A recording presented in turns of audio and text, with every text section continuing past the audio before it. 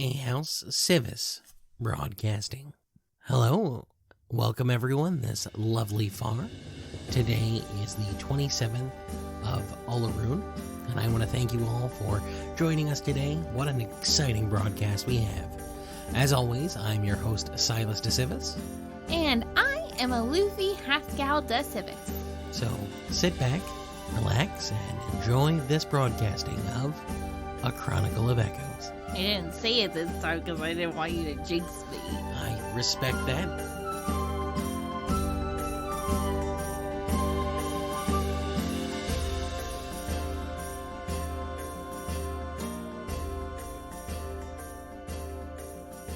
Alrighty, so we are going to speak with a Changeling fellow today.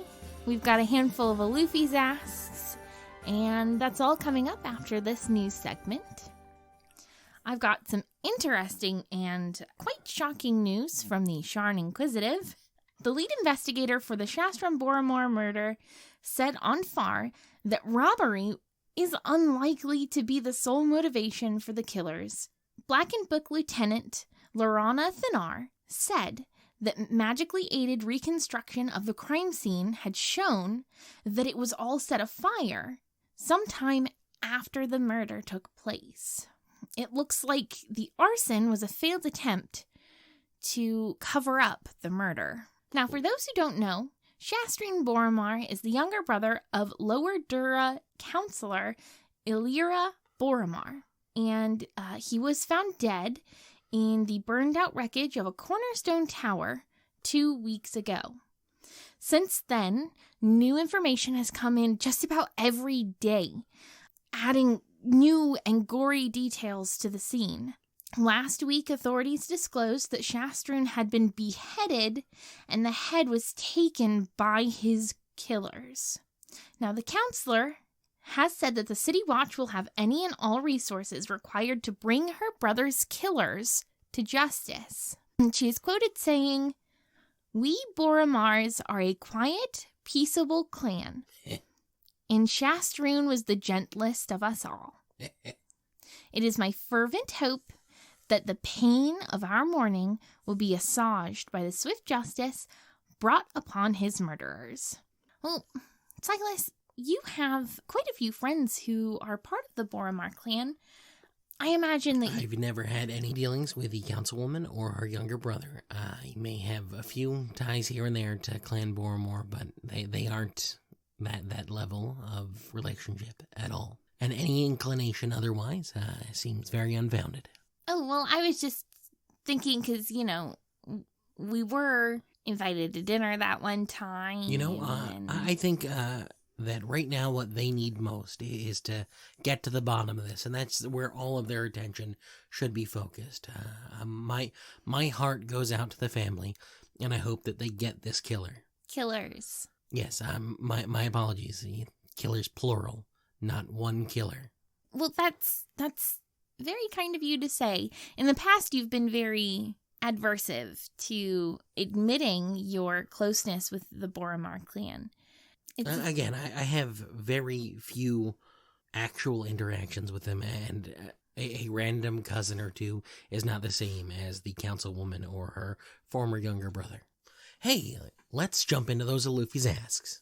Okay, yeah. What do you got for me? This one says, "Hey, I have yet to hear anything about us shifters. Talking about Forged is all well and good, but what about the rest of us? Shifters, changelings, half-elves, halflings, all important communities within Sharn. Your echoers are an amazing opportunity to teach people about shifters and our history, as well as the others I mentioned.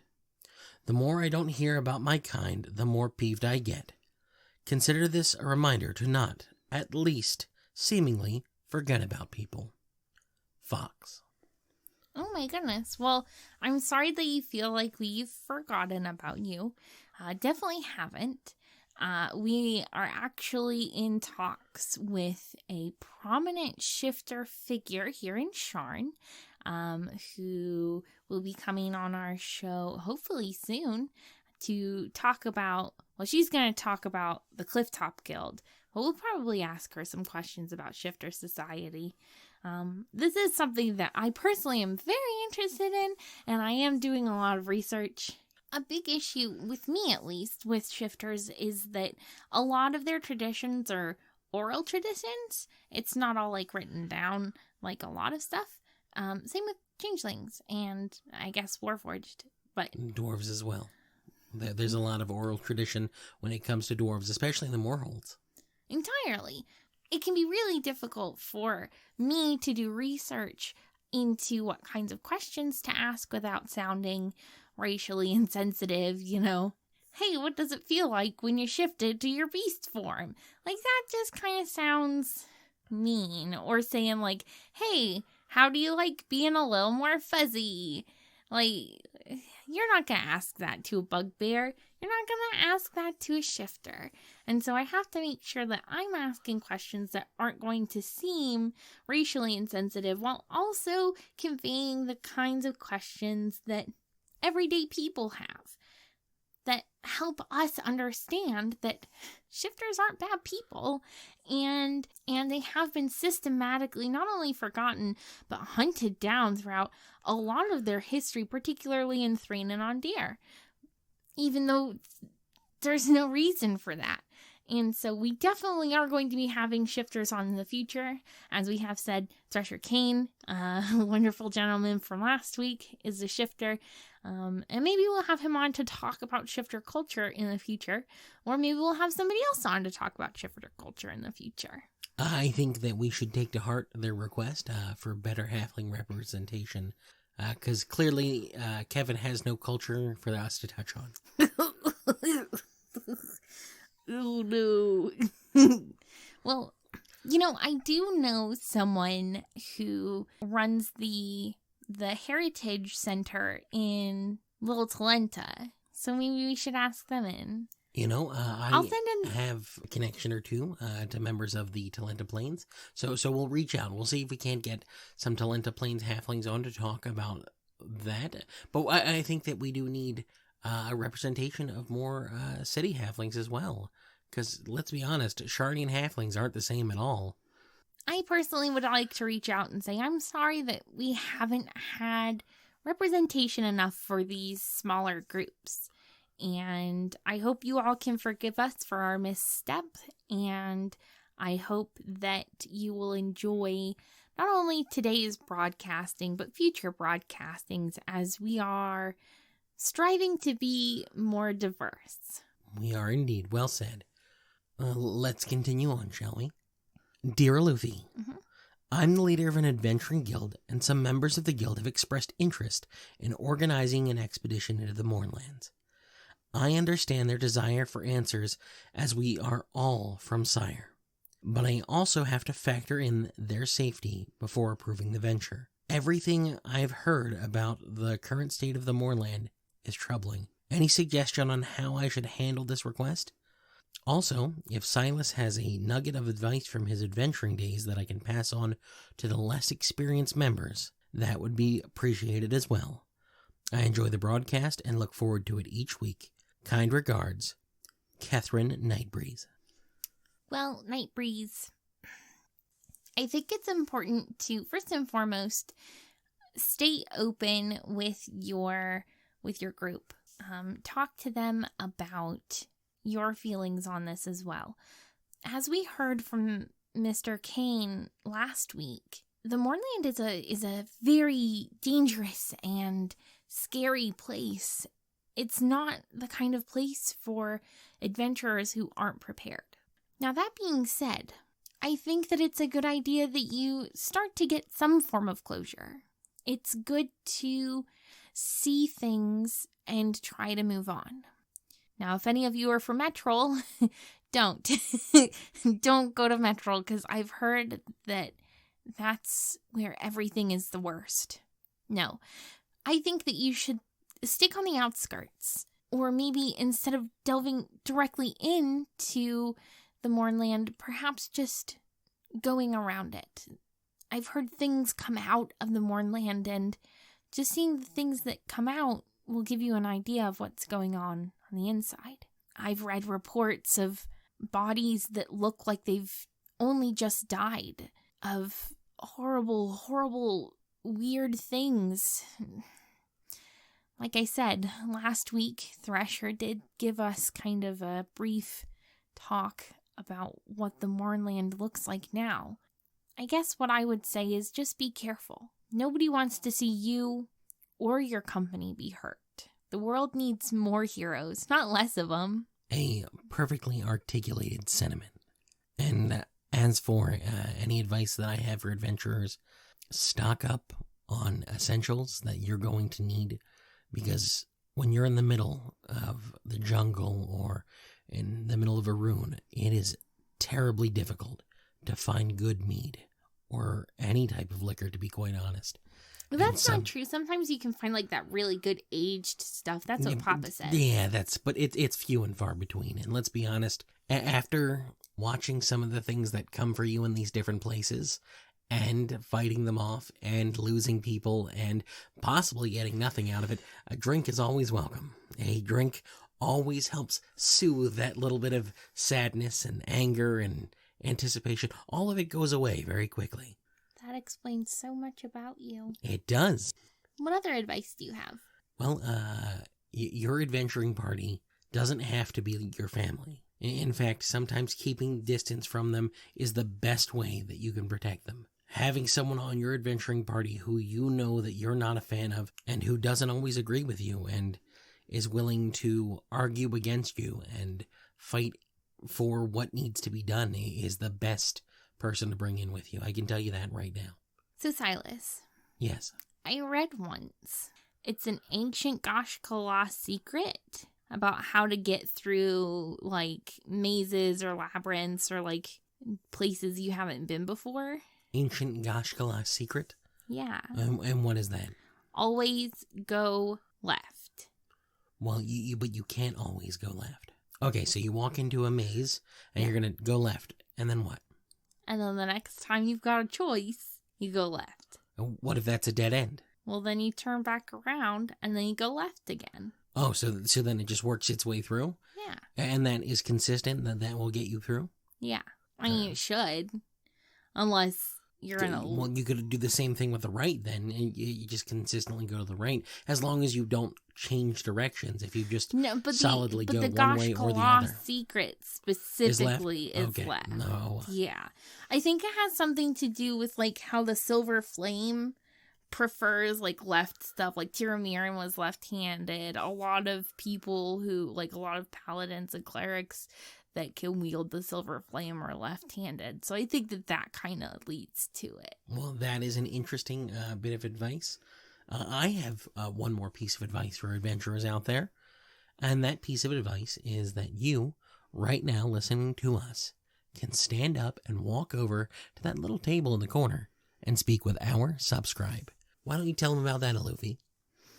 Well, our Subscribe is sitting right next to your Echoer device.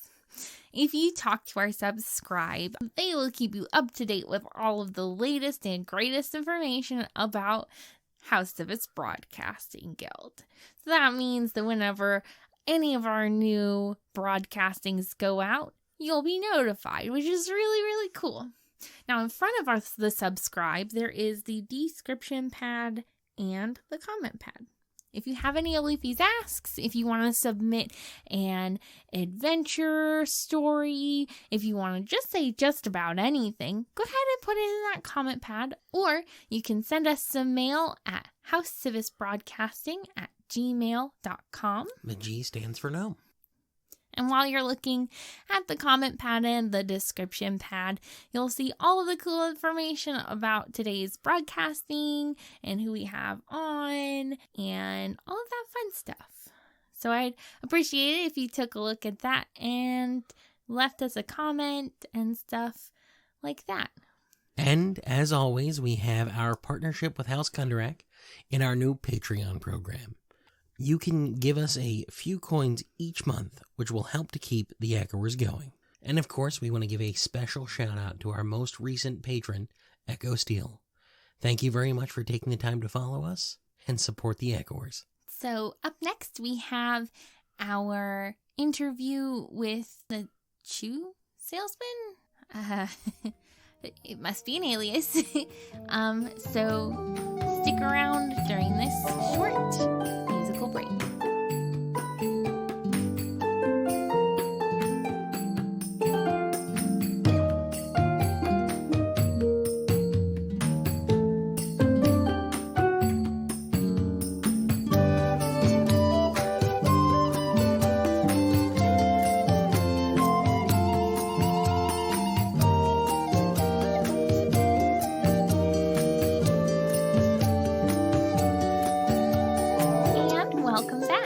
Everybody really enjoys that break. Now we are going to go ahead and jump into our interview with James the Shoe Salesman? Right now? Yes. My name is James the Shoe Salesman. After this interview is over, however, don't go looking for him. Don't go looking for him, or don't go looking for you? I think you're asking the same question. James, you are a changeling, and as we said earlier, we will be delving into changeling society and culture. So, how do you view your personas? How do I view my personas? Well, yes. If I have it correct, many changelings view their personas as almost different people. Is that so? If you were to take on aspects to look like a half orc, it wouldn't be James the Shoe Salesman. It would be someone else. Yes. Well, I suppose my personas are like painting.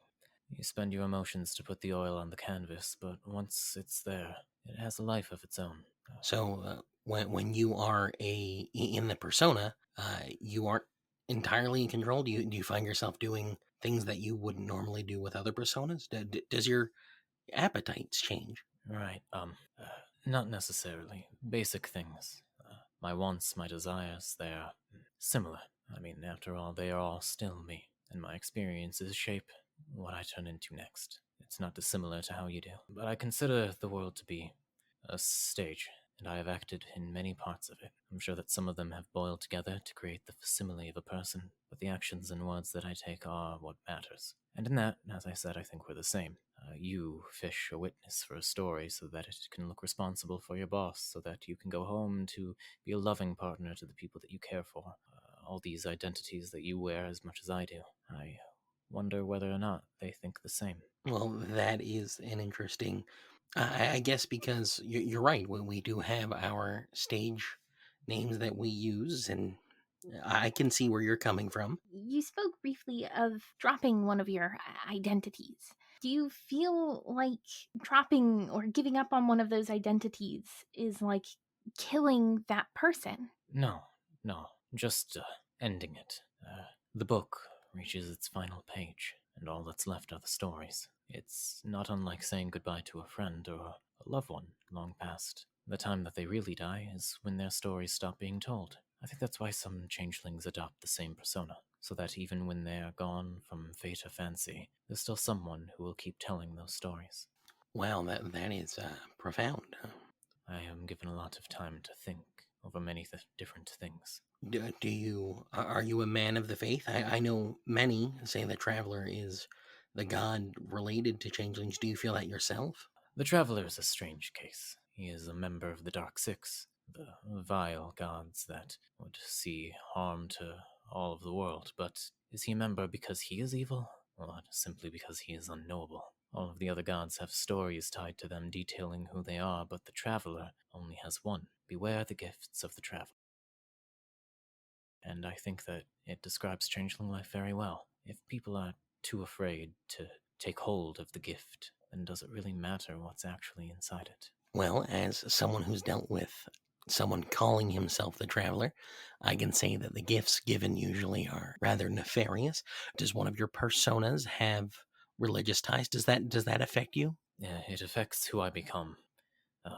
When I transform, change, however you choose to word it, into someone of a religious background, it gives me better insight onto those people who have faith as their whole being. I don't think I can fully understand it, but I think I can understand it better than most. Someone devotes themselves entirely to the concept of a thing that might not even recognize that it lives. But as I said, I think I'm just giving an act. Transforming into a clergyman is the least like transforming into a real person. I cannot devote myself when I cannot even devote myself to a single person. Do you feel that being a changeling prevents you from being able to open up to other people? Do you have a close network of friends who know that you are, in fact, a changeling? People learn a lot of things on the road. Secrets have a way of coming out. Who knows? Maybe I have met a changeling that I don't know about. Maybe someone in my life has discovered what I am. It's funny to think about. Not much use in practice. I apologize if this seems like a weird question, but did you learn how to change your appearance like naturally, or was it taught to you by a parent or mentor or anything like that? I almost find it hard to believe that I didn't ever know how to do it. It's like learning how to talk. It starts small, with the hands, usually. It's something you can see. But then you know that you've done it successfully when someone is looking at you strangely. The stare as they try to figure out if what they're looking at is actually what they believe it to be. I think the first time I ever changed was when I was very small. A goblin had come into the village looking to sell their wares, and I had never seen one before, so I was very curious as to how it must have felt to be so wrinkly, with skin that stretches over their long ears and filled with a shade of green that spread like ink and water. So imagine my surprise when a man tried to shake me down later for selling him fake goods. I don't think I'll ever forget that stare. It's normally fine. Normally, the stares are confusion, but sometimes they're happier. Although, a face of recognition for them usually means that I have to put more work into my persona. So you didn't have your parents there to help you. You just felt it and learned it. Would you want your children to be open about being a changeling? Open? No, I think that's impossible. To be a changeling is to shift and learn and grow in ways that other people weren't gifted to experience. People will always be averse to that. And even if you've shown your blank slate, what would it do? It would be like watching sand on a beach as the water recedes back into the ocean. There's nothing to learn from it, and soon enough the water will be back, and as the waves crash, you'll think no more about the sand. So, do you think that there will ever be a time where changelings such as yourself will feel more comfortable being, their true self in society, in public? Yeah, that's the wrong question, I think. I am never in a form unlike myself. When I change, it is who I am, never someone else. But if you are wondering if I will ever feel safe walking the streets wearing my first face, well, how comfortable would you be knowing that I could wear yours? So I can understand how disconcerting it must be for people to see a changeling wearing their. I imagine I would not take that well, but a warforge can cut you down, and that can be scary. And Kalishtar can get into people's minds, and that can also be scary. But having them out in the open makes it easier for us to accept who they are. Don't you feel that that would be the same as a changeling revealing your true self? And over time, it would be easier for us to see and know you and then accept. You already do. I don't think you understand. I walk about the streets as the person that I am then, the person I will always be. I simply look different. You won't ever know how different I look. But I go to stores, I visit friends, and I cry and cheer for all of the same things that you do. No, I don't think that there is a benefit of revealing a slate when there is no benefit to me for wearing that. I do know that there are some changelings who think that it's better to show their first face, as you say, as opposed to always wearing some form of, for lack of a better term, mask. How do you feel about that frame of mind? Toxicity. No. The benefit of our gift is our frame of mind, as you put it, can be reframed quite easily. If there is a conglomeration of changelings that live their lives as a community, then more power to those changelings. If, however, they choose one day to abandoned that role, they have all of the free power that they could want. The village could disappear. They could all go their separate ways, or they could all travel together and change, and no one would ever know what they used to be. It's freeing, but it means that no matter what form their lives take, one could see it as playing pretend, or one could see that pretense as being their entire life. What kind of habits have you picked up from one of the identities that you may have regretted becoming? That is an interesting question. Changing identities is like putting on a costume. When I slip into my dress, my brain clicks all of the right gears into place, almost like the skin has a life of its own. But I suppose that the experiences are harder to shake from one to another. For instance, if a farmer finds himself pushed off of his lands by Karnath's skeleton warriors, then perhaps later on a circus performer may pause at the sound of bones. Becoming different people, as you've just said, that doesn't necessarily mean that you change all of your likes and dislikes. So, what is something that you tend to do in your spare time, regardless of the name or face you may have? I like to read. People are often cagey about their experiences unless you're shifted into somebody they like, and even then, it's an invasion of privacy. But those people, those cagey people, they don't seem to feel the same way about books. Who's your favorite author? There was a man who lived in a small house. Mhm. Eventually, that man stopped living there, but he left his belongings. There was a housekeeper that cleared away all of the things that he left behind. One of those things was a book. I think that man was a great author. With all of the loneliness that comes from not being able to make those long-term connections and living so many different lives, how do you cope? I don't understand the question. Well, there's a lot of loneliness, I'm sure, in not being able to open up to people, and then the societal pressures of being a changeling and being told that that is bad, all of which I'm sure doesn't make going through your day-to-day easy. How do you let off steam? How do you cope with society today? A man. A man is busy. A man works for a very, very long time, and eventually makes his way back home to his wife and children. And he does so every day, over and over. The job wears on him, and he goes to his friends and his family so that he can cope. He tells secrets to people who he won't see again, just so that the words can be out in the world. And if those words make their way back to the man, well, he could always have been the wife. Well, so it's that easy for you, just switching, just changing, just being. Do you have any sort of remorse for the lives that you leave in your wake when you stop being the man?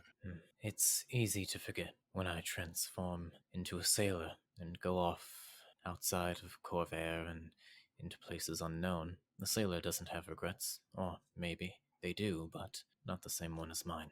And so it is easy to forget the problems that one might have when they slip into a new role, and after all, who is going to question them?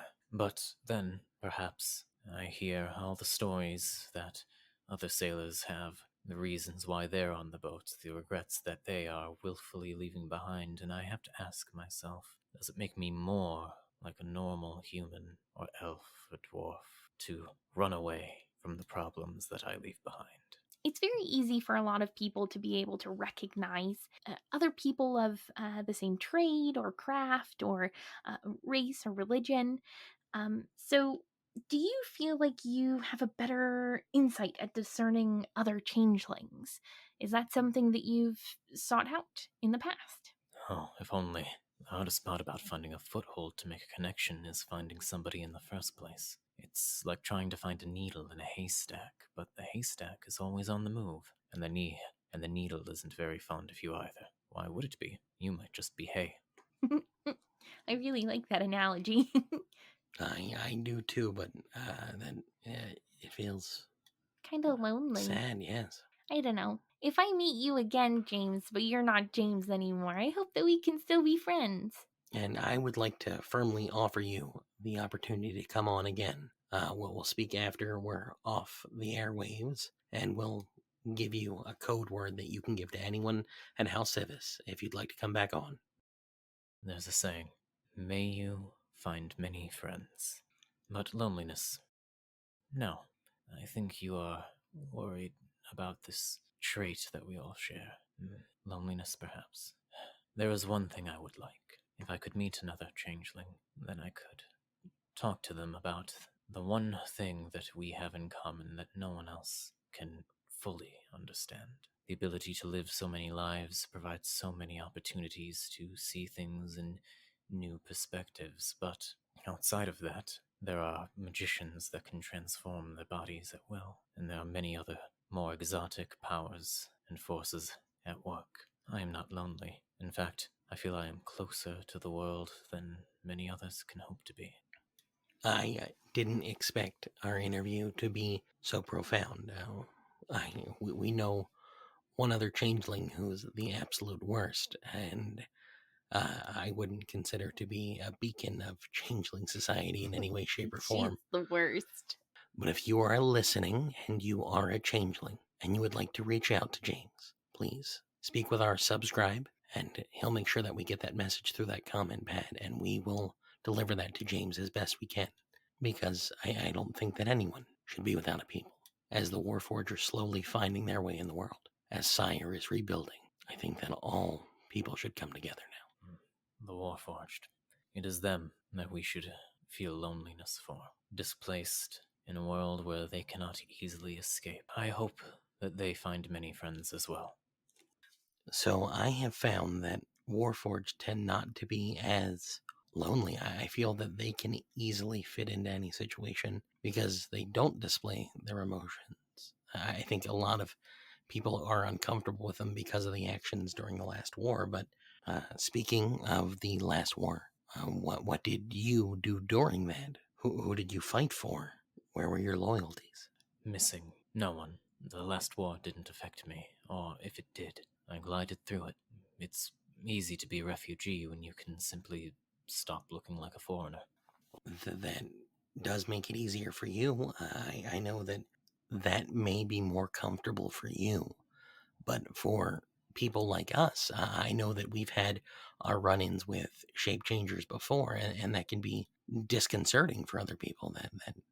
How do you view other shape changers, Rakshasa, actually doppelgangers in particular? There's a blight of them as well. A blight? No, they're ancestors, mostly. Like a story that was told wrong, and now everybody keeps repeating it. They have a harder time slipping into normal society than we do, and it doesn't help that when people want to see a monster, doppelgangers give them the chance. Now that everyone is on edge, not knowing who to trust after the last war, it makes the steel slip more easily from the scabbard, and then it gets pointed at all of us. There are some scholars in Morgrave and Arcanics who believe that it's actually the other way around, that changelings were the progenitors of doppelgangers, that perhaps they are some form of altered kind of Dolgrim type of... Like shifters and werewolves, how those two. Exactly. Oh, okay. How do you feel about those notions, that these doppelgangers are actually from your kind and not the other way around? Nonsense. Whoever wrote that clearly has little understanding of the world, as I do. Well, you definitely do seem like you know quite a bit about the world, and I'm going to use your saying, and, well, I hope all of our listeners find many friends. I think we did. I think we've made a new friend here with James. Well, James, the shoe salesman, thank you so much for coming on and talking about what it is to be a changeling. Oh, of course. I quite enjoy sitting in echoer interviews to ease the minds of sensible Civis listeners. And for everybody listening, especially you changelings out there that might be feeling a little bit lonely, just remember to listen out for those echoes of hope.